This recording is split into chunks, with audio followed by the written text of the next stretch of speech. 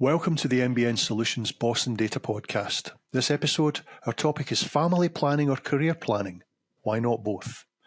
When the COVID pandemic hit society in 2020, one of the few positives that emerged from the worldwide chaos was the enforced change in working practices. Huge numbers of previously office-based staff were easier able to balance work outputs with care commitments as commutes were negated and 9-to-5 working models evolved into more flexible results-based patterns.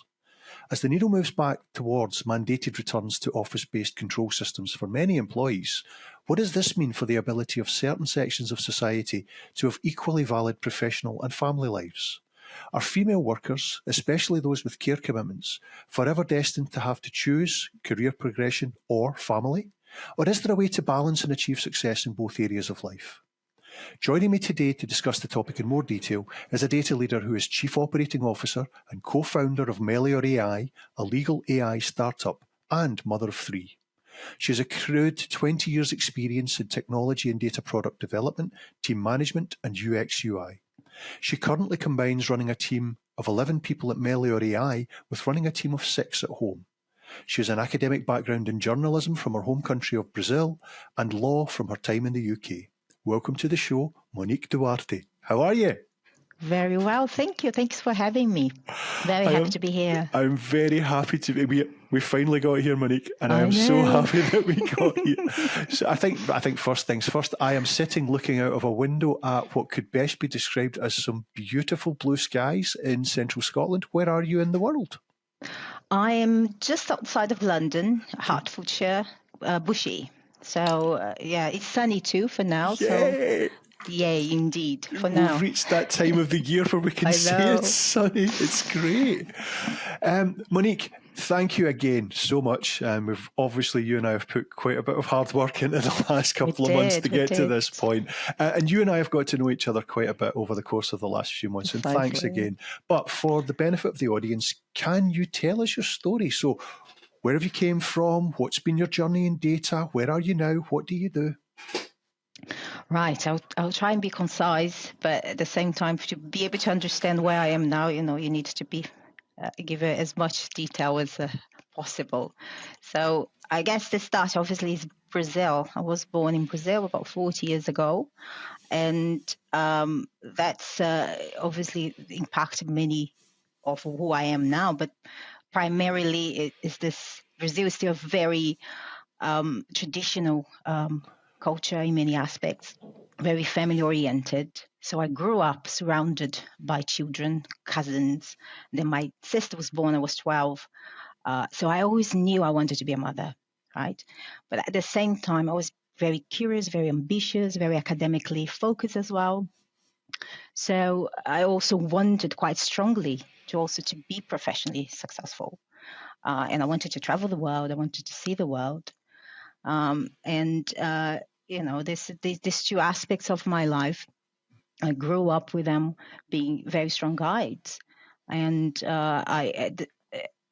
he always guided me throughout life, and I'm glad he did. So being born in Brazil, even though it came with many disadvantages, I didn't have on the side of the topic today, which is family planning. It was a plus because the exposure to children, to family, helped me to know my own mind, because it was like the question wasn't in front of me all the time growing up. So knowing your mind I think it's a very important thing, and I knew it early on. And I also knew that I wanted to be a provider as well. I wanted to be able to take care of my children, and I wanted to be a strong part in both taking care of them at home, but also I knew that working was something that was essential as well for my equilibrium and to my success as a person. So that brought me to the UK. I wanted to study law. I fell in love with common law. Don't ask me, but it happened. And I moved to the UK when I was 19. And again, this foolhardiness that I was born with brought me here. I was alone, just with my partner at the time. And he was an IT guy. And he started this idea of providing service for SMEs with remote, like from foreign workforce, because it was cheaper. So that's 20 years ago, and what we are doing really is putting together teams that fit the needs of each project. And then this is how I've learned a lot of remote working, a lot of running teams that from different cultures, different time zones, and really prepared me for 2020, didn't it? I had no idea, but obviously that brought me where we are now, because we run that agency for about 10 years. And when you are, a small company, obviously you're a jack of all trades. And I have to learn different aspects of running a company, of running a team. And in that, I really found my calling, which is being a COO, this ability to learning new things and constantly having your hands on all pies. I realized that this was more what I wanted to do. And it wasn't like I planned any of that. It really was figuring out what I was good at and what brought happiness and balance to my life as well. But in all that as well, for a while, I need to put my personal interests as well on hold, because, I needed to establish myself. But I always knew that I would have to focus on that as well. So, but it was amazing how throughout this period, knowing that I want to be a mother guided a lot of my decisions, professional decisions. So even my choice of partner, for example. So I knew that, this is not something I would put on hold forever, because time is of essence. And, biological clocking, all of that. So I had my first son then when I was 35, and it was perfect time for me. And it took a lot of planning as well, so this is what I mean. Time is important, because I had to find a way to reconcile, because for most people, family planning is about money as well. It's really, how are you going, who is going to take care of this child? How are you going to be able to support this child and yourself at a time when you're very fragile? So having a partner that supported me throughout it as well. So that was very important. My husband always knew who he was marrying, and it made it possible. But so we have Lucien when I was 35. Then my brother David came to visit us during COVID. He was 12, and he ended up staying. It was clear that he needed taking care of. So we took upon that as well. And then 2 years later, Lila was born. So we're a family of 6, including Chester, the little dog. The dog, yep. Yeah, of course, great part of the family. I'm looking around here for the cat. The cat will be here in a minute, part of the family. Good. And throughout this, running the company, running Melhor, Melhor has been 8 years of that. And I did not plan. I never stopped working. But I didn't plan for it either. I had this fantastical view of when I had my first child, to be able to focus on him and that magical moment. But it didn't happen like this, at all. There wasn't a possibility at all. And I'm so glad for that, because having that out, like this one thing that was mine that I actually could control, kept me sane. That 1 hour that I could just dedicate to something else that I actually could do well, without self-doubt and without pain. It was essential for me. And long term as well, I now know that keeping my finger at the pulse also made it easier for me to transition to manage those two aspects of my life. So I guess this is the overall, that's the summary. Okay. Wow. And I knew most of that story, but I still go, wow. Okay. So we are here to talk about this, and I don't want to say conflict, I just say tension between somebody's aspirations in a career or somebody's aspirations in family. I think the first thing that I want to focus in on is you've came from one country, you've came to another country, and both of those countries have different norms and expectations. I think the first question here is, how do societal expectations and workplace norms influence the decisions of female employees? when it comes to that balance between career aspirations and family priorities? I think tremendously. I mean, I don't know if I mentioned, but I felt as a young woman, there was a lot of taboo around family planning in the workplace. And I felt it came from not only from workplace, but also from people around me as well. There was this continuous echo of don't have children, or until you are financially established, or until you travel the world, until you know what you do. All this echo everywhere that you shouldn't even be thinking about family in your 20s. And I think, again, because I knew my mind, that did not have a huge impact on my long-term planning, but it still did. I still remember, this fear of having an early pregnancy, and this constant hearing around that, don't count on me, if it happens, this is up. And I've heard this throughout my life, not only towards me, but towards young women everywhere. And what I'm concerned is really how this holds you back from thinking about this at all. And if you can't think, you can't plan. Right. And again, it's back to knowing your mind. If you know where you want to be in a few years, and of course, you're not expected to know those answers straight away, but the more you put away, like even thinking of what is it that you want for your life, then the harder it will get for you to planning and to make sure it happens for you. And back to timing, the issue here is you have two big, tremendous things to achieve: successful career and a family. And if you can't really put a lot of effort, a lot of thinking on how to make it work, you are at a disadvantage. And I find that is the first hurdle I think that society put on us. Don't think about it. Don't plan. Just focus on your career, or just focus on, your professional life. It's very detrimental to young women, I think. And to the point that you mentioned earlier about the biological clock aspect, the unfortunate reality is, in establishing a career and in thinking about family, these two events must happen at the same time for biological reasons. There is a window of opportunity. Okay, exactly. So your and point... I know, Rob, many good women who missed that chance and they regret it exactly because they didn't think about it, and time goes by, and you miss that window. It's a fact. It happens a lot. Okay. So what are some common challenges that female employees encounter when navigating that choice between either advancing the career or prioritising family responsibilities? What challenges do they face? I find you will find different challenges in different stages of your life.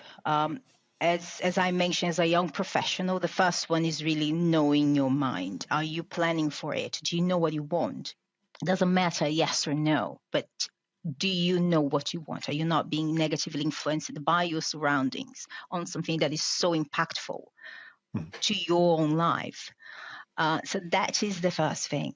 That's the first, are you creating an environment that make it possible for you? Are you making the right choices that will make it possible? So that's, I think, are the first issues for young professionals. Then, obviously, if you are as a young mother, the issues are completely different. Like when you just suffer the biggest battering your body and your mind could ever receive. But now you have a little one you're responsible with, and you're back at work. How do you reconcile this? How do you make this work? And then the key for me is flexibility, really, is having a support system that understands that you will fail and you will need understanding that sometimes it's just not going to work clockwork anymore. And what I say to this is temporary, is not forever. It's just a few years that in which everything is all over the place, and then naturally you need to be able to think on your feet and create a routine and be ready to change that routine quite often as well, right? And then the third group I think that needs attention is just mothers who made a decision to stop their careers. And then now they want to go back to work. How do they do that? There are a lot of very intelligent women out there that acquired a lot of interpersonal skills just by being a mother. Honestly, I would hire any of them as a manager any day. Like, any mother of three can tackle any team out there, honestly. And they are there, they are skillful, and they are out of work. And how are we going to get these women back into work and benefiting society? This is something that is not easy. There are issues of confidence. There's issues of training. Do you really need to reinvent yourself? How do we manage that? So there are a lot of talented people out of work at the moment, and that's a pity. I think back here to the synopsis and to that change that occurred from not the entire population, but a vast majority of the population working remotely. And you and I have spoken about, the stuff going on in the background, and kids and dogs and family and pets. And it created, I think, an opportunity for people with a primary care commitment to be able to balance things a little bit more readily, because there was an opportunity to perhaps focus and dedicate different parts of the day to different priorities. Yes. Whereas with that mandated return to office, I have a fear here that third group that you've spoken about, the amazing female who has brought up a family but is now looking to return to work, may find that mandated office return makes things just that little bit too difficult, because there's a commitment there to schooling, there's a commitment there to dropping and picking up children from school. There's then things like after school clubs, and they don't want to disadvantage the child. No, you can't go to this or you can't go to that because I can't pick you up. So I just have a fear here that I'm always slightly sceptical about broad brush decisions. And I think when we do a big pendulum swing from one side to the other, which it looks as if we're doing, we're going to make it not only more difficult in general for people with care commitments, but for that specific group, returning mums, we're going to make it almost impossible. And I totally agree, there's an incredible amount of talent that we're going to lose out on. And I'm quite selfish in my perspective here. I'm all about the talent. I just think if we make it hard for people with skill to do what they're great at, we're not doing ourselves as a technical and data workforce any good at all. It doesn't make logical sense to me. Anyway, enough of my meanderings. You're completely right. No, it does boggle my mind as well that we are overlooking all of this, because good professionals will have families. You cannot avoid that. That's a natural cycle. And if you look the other way and pretend that this does impact you as a leader, you just got to be impacted negatively by it in many ways, either by making sure that these good professionals will go somewhere else where there is a better conditions for the kind of life they want to lead, or simply by being unable to plan for the absence of those professionals when they need your support. So there is no rate to run. You're going to be impacted by family planning. So when are we going to just stand up and actually take a more positive outlook on that? This is one of the debates I want to be having with leaders of companies. You are being affected at this moment, but you just put your head in the sand. That's a very good point. So, now we're going to get deep into this, right? So, how do perceptions of commitment and dedication differ between male and female employees when it comes to balancing career and family obligations? And I'll start that off by saying, from a male perspective and as a carer, I now have a care commitment to adults in my life, but I always assumed that the primary care responsibility for my children would be looked after by the female in my life. So I'm just as guilty as everybody else. So does everybody else. That's part of humanity. We have an unconscious bias that the role of a woman is as the main caretaker. And again, it is unconscious. And the impact that has in a woman's career, woman's earning particularly as well. because if you're a secondary earner, obviously you should earn less, isn't it? Right? And that makes it really, it just makes it really hard for even this family, because if you keep talking about obviously mothers and instead of parenting, it just makes it really hard, because if the husband, the partner isn't able to take time off, how is this woman going to be able to go back to work? There are those new tasks and these new responsibilities that somebody needs to take care of, but he's earning more. So obviously makes sense that she, goes to work and she stays home. But in terms of commitment, I always felt that. And again, I would not be described as a shy or a person in any country, but I felt extremely vulnerable as a pregnant working mother, a pregnant woman, and as a young working mother. And I had a chip on my shoulder, and I don't want to stand here and say that this was me. I feel like throughout the years, I've been prepared, for that with comments and expectations. And I felt that I was being constantly judged by my commitment as a leader, as a co-founder, not by my co-founders by any way, by many means, but by the industry. And I felt that I was also being judged as the commitment I have towards my family. The expectations are really high. And there's all of those unspoken little jibes that you hear throughout your life. And perhaps you made yourself, as a single person, you have no idea. So when somebody is late because they have to go and pick up their kids, so there was a problem, you're like, oh, there you go again, And you hear that, and that has an impact on us as human beings. But it's real. Like, I think there is and again, this does impact as well people's ability to decide whether, when it's time to decide whether you want to have a family or not, and you are crucial time in your career, that does impact. You don't want to be perceived as somebody who is going to let the slack drop. And that is a ridiculous thing to even think, because you can't do these two massive things perfectly. And that expectation that you're not going to be tired, that you're not going to be missing, commitments here and there is a ridiculous expectation, And I think this is what we need to challenge. And I think we all need to accept that if those are not the moments in which we're going to support each other, when can you, right? So, observation first, and then a supplementary question.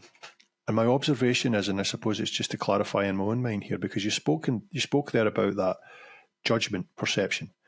It's almost as if when you spoke about being pregnant within the commercial environment, there's a judgment being made on you that you're somehow not committed, you're somehow not giving everything to the technology career.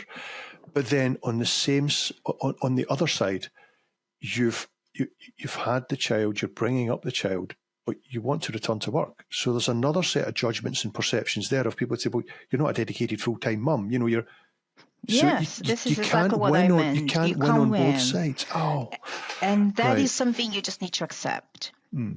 And you just needed to brush it and move on, and this is where I'll keep coming back to knowing your mind, but that is essential, because if you know what success looks like to yourself, and for me meant having my children and being able to provide for them. It didn't mean millions in the bank. It didn't mean an award, and it didn't mean having, perfect children that slept from 7 to 7 every day. It didn't mean that. Did they even exist? Do those perfect children apparently exist? They do. They're just not mine. Not mine. Yeah, how many times you hear like, oh, my baby's been sleeping from 6 to 3 months in their own bed. Oh, good for you. Not mine. But again, you hear that's a good example of the pressures, oh, you must be doing something wrong. Oh, read this book, Yeah. Read this book and you do better. So there is, in all ends, there will be people who will be expecting you to doing better. But if you know your mind, you'll be able to just don't let those pressures to bring you down, because you have enough to worry about. And I'm good at that. I would say I'm very good at just knowing what's my problem, what's other people's problems. So that's helpful. But it's inevitable. You can't try and change that part of the world, but you can control your reactions. And really, as a mother who works, there's so much to worry about. You should not waste your time with inconsequential judgment. But it will happen. It will happen. You need to be ready for that. So the supplementary question on that point, it just occurred to me as we were talking about my own bias of assuming that my wife as primary caregiver would immediately step up. If there was a challenge with one of the kids, I kind of go, primary caregiver steps up, I'm secondary. Do you feel, and this is an opinion question rather than anything based on scientific fact or evidence, but in your opinion from what you've seen, do you think that has a bearing on that often discussed wage differential between male and female employees? We know that we've got a challenge in industry that two people doing the same job of a different gender can sometimes be paid very differently. And is that because of an assumption that the female person's perhaps going to have to be called away to deal with a situation outside of the work? Is that a reason for that gap? Is it a chicken and egg thing? What do you think? I think so. Yeah. I think that we always... this question will always come in an employer's mind at the moment of hiring a young woman. Right. It would be disingenuous to say that that's not the fact. It will come up, right? Okay. But you also need to think of the bigger picture here as well. Finding talent is very hard. Finding good talent that will be an asset to your company, harder. And then when you find that talent, you need to do what you can to keep that talent. Yeah. And it's your responsibility as a leader to make sure that this path is set from the beginning. I really think from the interview point, I've been able to hire very, very, very essential data talent, because during the interview point, I talked about our parenting policies. And I made that conversation open, like it came from me. This is a company in which you can talk about it. This is a company in which we think about this, and we welcome. I put my own experience out there, and to exactly remove this taboo around family and work. But it's really strong. I think this impression that you are going to be that weight sooner or later. It still is, unfortunately. And we've actually started to drift into the next question. And I think from a leadership perspective within an organisation, or from your lens of a wider view, in what ways do organisational policies and support systems impact the ability of female employees to effectively balance the career goal and the family responsibilities? What systems help? Again, it really is communication. I think really trying to understand what is it that women need. I think there is a lot of talk about competing with men and trying to, we can do whatever men can do. And that's where we forget this little detail about pregnancy and about, that, well, there will be a time in which you're going to be at a disadvantage, right? So how are we going to make sure we take care of those needs, which are to the benefit of the whole society? You can't change that. I keep saying, and people want to kill me for it, but we're only going to be equal with men when they can carry the babies. Yeah. And why we are pretending that isn't a fact and actually talking about the realities of motherhood within the working environment, we're losing this battle, right? So it needs to start by very open communication, and women need to be brave, very brave as well. It's just another thing as well. And also be aware, like if you see that if you are applying for a company in which they pride themselves over working 12 hours, and this is our family, maybe this is not going to work for you long term. So this is back again to knowing what you want is important. It will help you make decisions long term that will make it possible for you to have your family or not. But definitely, I believe strongly that the owners are still on the companies. And I think we also have a huge opportunity in changing society from the private sector as well. We, in the tech world, we've been preparing for COVID for a long time. Remote work was not news for us. We knew this is where things would go, and there were many successful companies that built up on the back of COVID, but they were already they were ready for it. They were ready for remote work, and that is an interesting thing as well. We're also aware of the importance of women and in management. And there are lots of very powerful women in management now who have children as well. So we have an opportunity here to change perceptions by using, this power and this know-how we are acquiring of running companies while having children in order to support young generations. I'm particularly interested in young generations because I'm worried about this biological clock. And I see friends of mine who really regret not being supported by the elders and by people who know better.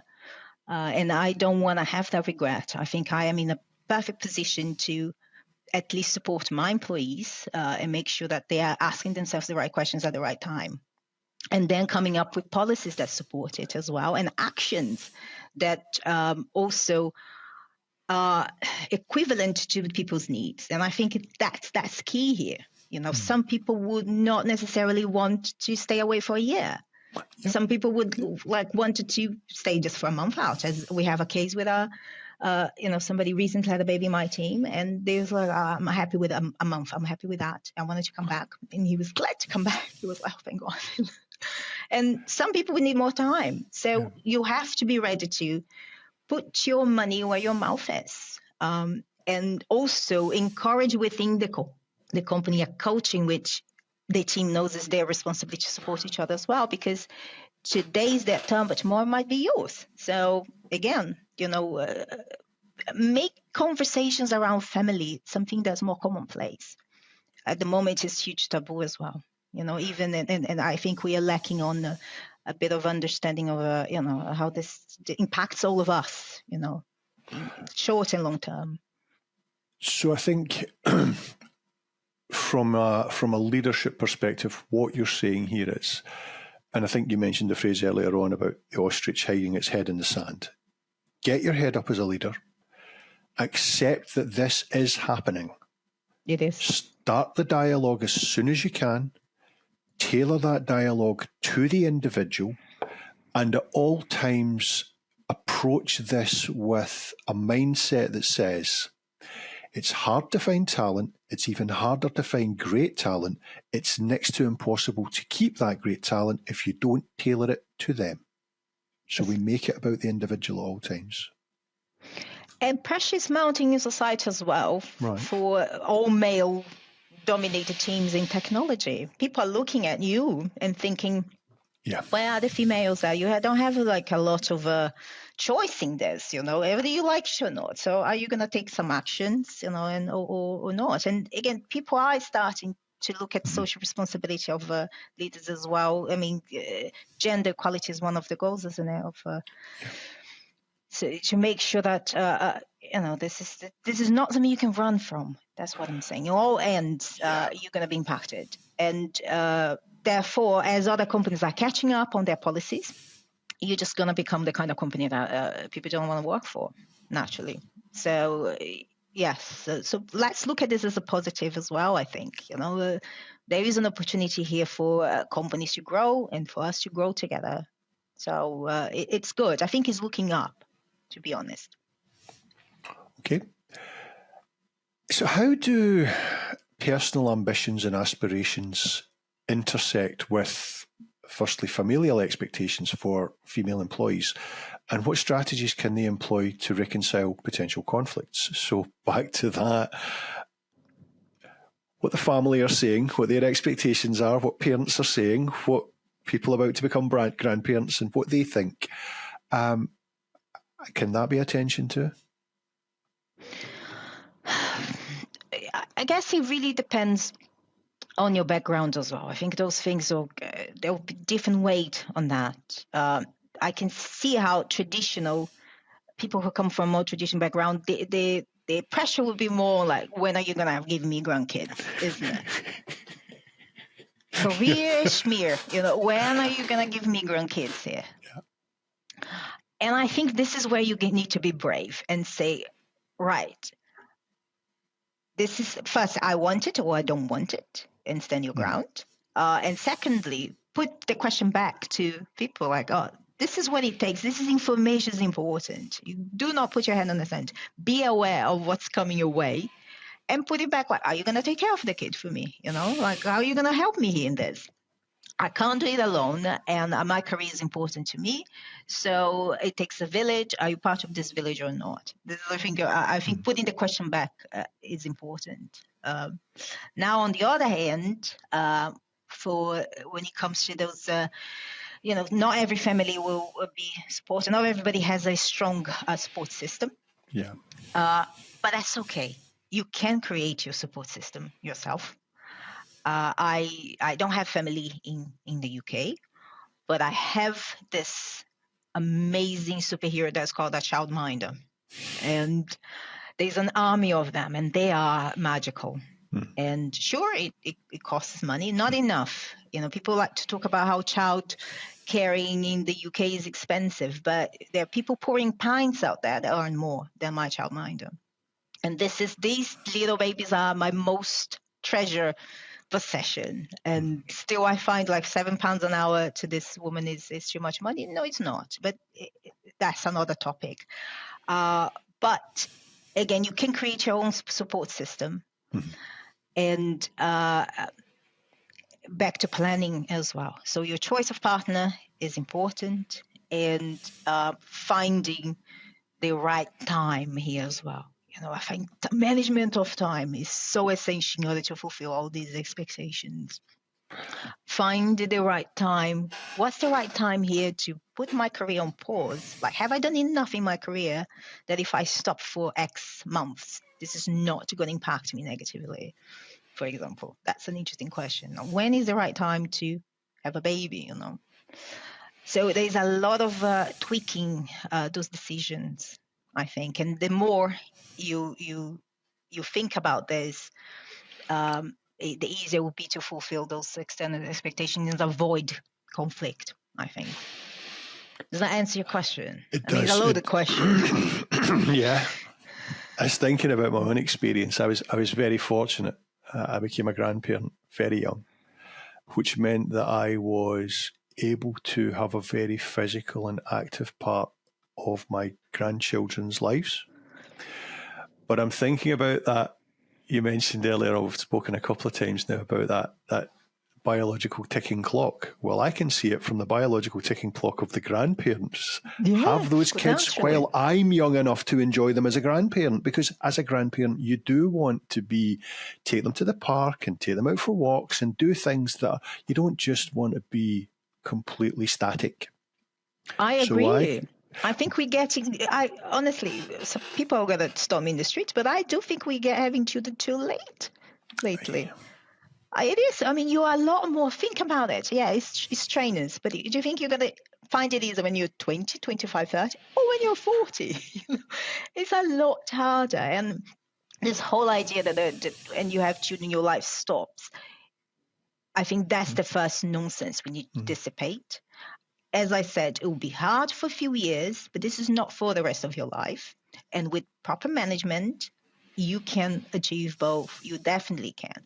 But you won't if you're not aware of what's coming your way. Right? So we also have this responsibility to dissipate a bit of this fear people have of having children and having a family and the responsibility that comes with it. It is hard, but it's also one of the best things you will do if this is your cup of tea. Yeah. However, there is a negative aspect to it. Sure.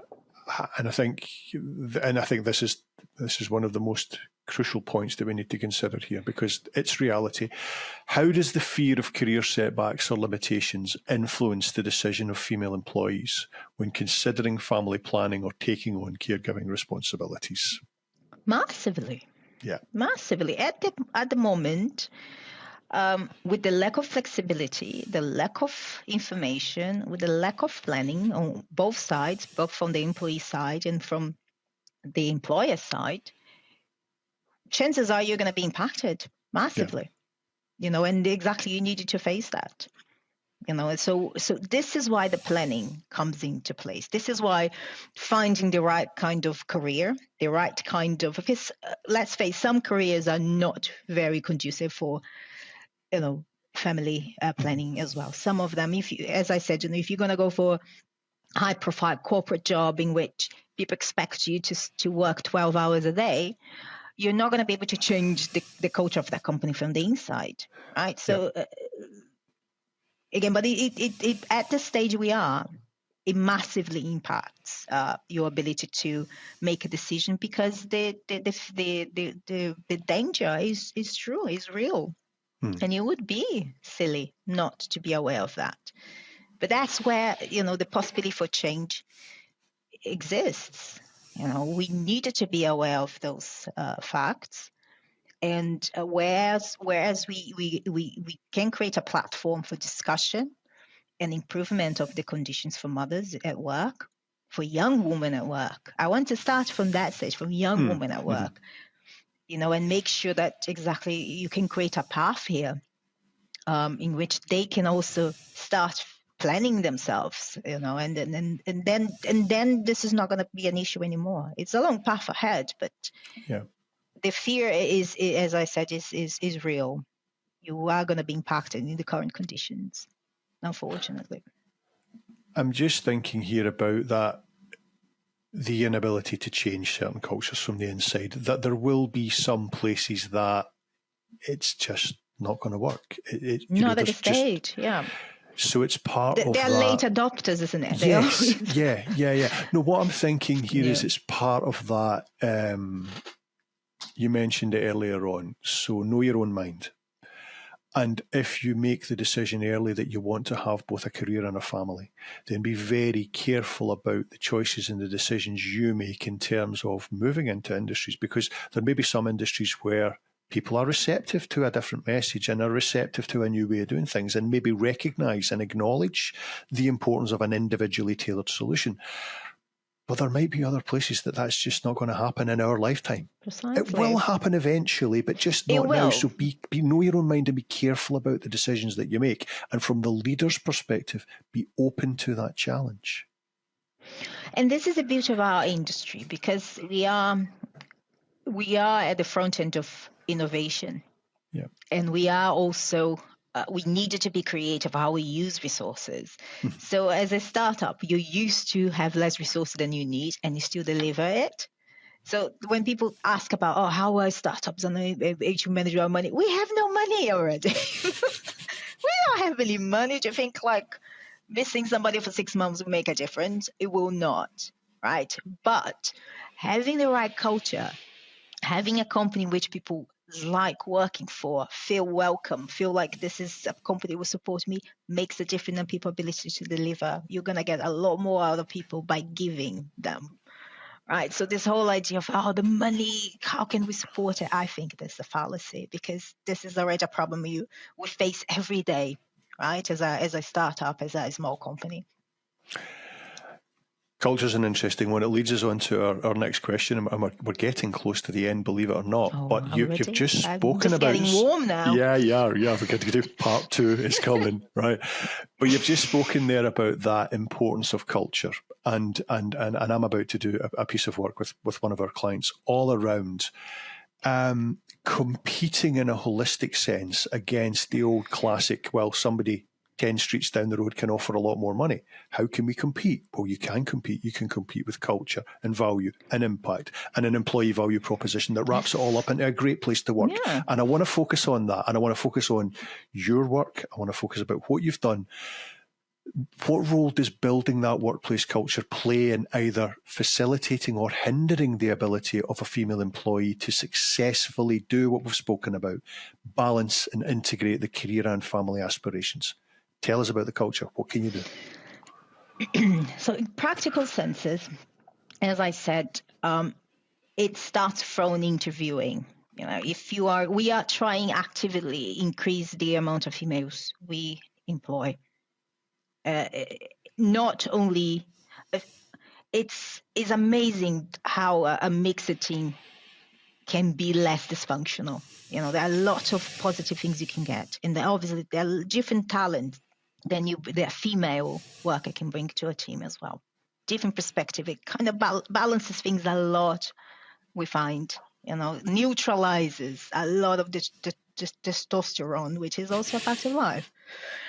So we're trying to hire more females, and they're out there. This whole thing, there aren't that many, fallacy. They're out there, right? There are many of them. We're meeting them, and from the moment of, obviously it depends on the female's age, but I'm able to straight away ask what is their family situation or get some sort of feeling to that, and talk to her about how we're going to support, make sure that, we don't become a hindrance. And in my company, from the beginning, we always said that we don't believe this idea that the company is a family, the product is your baby. This is not true. You have your family. The product, even, as an idea, is silly to think that it's a baby, because you're supposed to constantly change. You don't protect the product as you would a baby. It's detrimental to the product to treat it as a baby, right? So by having this sort of conversation, showing to the company that, we believe this is a conduit to better improve your life and your life of your family. Doesn't that sound amazing? Yes. Yeah, I get you. And again, it's back of just being just to realness, and you will attract the correct kind of talent this way. And then obviously it depends on what kind of company you want to run. But if you want to have a functional team, I think you need to be as close to reality of what are the issues that these people face, so you can support them, so they can come to work and do their best. So culture is essential, and it starts really at the point, firstly, as founders, was essential for us as well. We were very clear about, we wanted good balance between family life and personal life and work. And then we've been very clear to our employees about that as well. I run once a month a 1-hour meeting with every single employee I have, whether they're contractors or not. And this is my time to understand what's happening in their lives. And because particularly with remote work, we don't have coffee breaks. How do you make sure that you know what's happening in people's lives? Just half an hour meetings in there, you really can be working for years with a complete stranger. And I made it my business to know what's happening in their lives and to coach them when it's necessary. And, just getting that moment, a personal moment with them. And I ask intrusive questions about their family life. I do. It's a service, I provide to society by asking questions nobody wants to answer. And it's helpful because, again, they start thinking about it, and we have incredible conversations about, what's happening in their lives, in my life as well. You can't lead people if they don't know who you are or you stand for. And I can't support them if I don't know what they need. So again, it needs to be a system in which you encourage that kind of conversation. I also talk a lot about my family life. So again, to normalize family as being part of work life. They know my children. They know, we see each other as people, therefore, So when I am late because Lucian's been sick, their first question is he okay? It's not like we delayed. And again, it's just, we are all humans at the end of the day, and if you, bring more humanity to workplace, I think you get a lot of back. But then again, I had to put my personal life, I needed to mend my shoulder and not be afraid of judgment and put myself out there and see what happened. But because we are very open from the beginning of the process of hiring, people know what they get and they either like it or not. So you end up coming together with a group of people who are like-minded, So again, openness and be ready to put your money where your mouth is. And then you can create a set of policies that support that group of people you have there. But I keep a close eye on what's happening in their lives. And always focus, as you've mentioned repeatedly here, about the individual. Don't have a one-size-fits-all philosophy, but create a framework and a culture that allows the needs of the individual at whatever stage they are at in life to find a way of balancing things. And challenge those taboos, challenge those biases that we all have. I find myself constantly challenging myself and my biases as well. I also have them, and I am happy with the amount of growth I achieved as a leader and as a person through motherhood while working. I think it made me a better boss. And a better person as well, because there's that extra level of caring to people that it is very close to being a mother, and I bring a lot of that back. It made me, but I also am more organized as well, because if I'm not, I can't function. I'm not organized. I'm more organized. It's a journey. But it's going well. I just think that exactly, there's a journey here of self-improvement and giving back based on what I'm learning as well, and trying to make sure that people have the same level of fulfillment as I have in both my work and personal life. I am extremely happy. I've never been happier in my life. I've never been so tired either. I've been tired for 5 years. Rob, this is makeup. Look, I've only got never been happier. I've only got bad news for you. I've been tired now for 30 years since parenthood, grandparenthood. It's just you're tired. It's just tired. It is what it is. Look, you've spoken about the journey. You're happy. No? We're going to talk about that journey, and the last question is going to look at the journey. But let's future gaze for a minute now. Where we are now as an industry, as a society, with regards to this balance, I would argue is a better place than we were 20 years ago. Absolutely. But the question for you, esteemed guest, what do you see happening in the next 20 years? Is it good news, bad news, somewhere in between? Definitely future good gaze news. for a minute. I'm very positive where this is going. I think, again, I talked about knowing your mind, about being brave. We have a very brave young woman out there who knows their mind. So that's a very good start. Also talk about social responsibility, and these new generations you have that they're really conscious about the impact they have in society, and they are very much worried about how they're perceived as well. And female gender equality is, a hot topic. Quotas for women. So this is already in motion. So there are lots of positive ingredients out there. And I do believe that our industry is going to be at the forefront of changing society for the best in this aspect. I see it happening. I approve of it.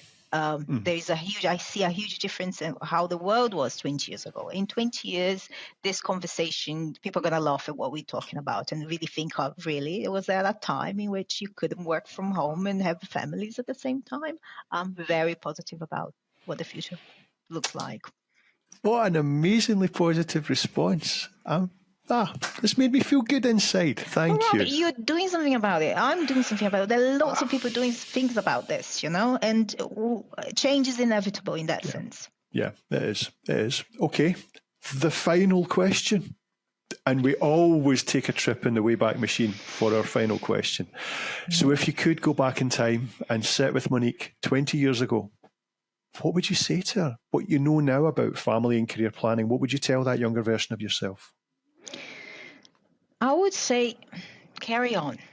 Just do your thing. It will work out. Yeah. This is what I would say, because I don't want her to do anything that might not end up with what I have now. And obviously, she'll make her mistakes and she will learn her lessons. That will make her a better person for it. So I know that she doesn't need my help. She'll be okay. So for those young people out there, those young females that are thinking about the journey and thinking about what they can do it. Just do it. Do it. Yeah. I love it. Monique, thank you so much again for taking the time to speak to me today. Thanks for sharing your passion, your knowledge and your expertise on family and career planning. I hope you, dear listener, have enjoyed the conversation as much as I have. And if you have, please take a moment to review the show on your podcast or video platform of choice, giving us 5 stars, obviously, and share this episode with anyone you feel would benefit from a view or a listen. Thank you. And please do look out for the other episodes in this podcast series where I'm joined by other special guests discussing topics relevant to today's bosses and data. Visit www.mbnsolutions.com for resources like our UK salary survey, to watch recordings of our latest data meetup events, or to download our white papers, research and thought leadership. Follow us on LinkedIn, Instagram and Twitter for the latest news, views, opinions and, of course, hottest opportunities in the data space. Goodbye. Goodbye. Thank you.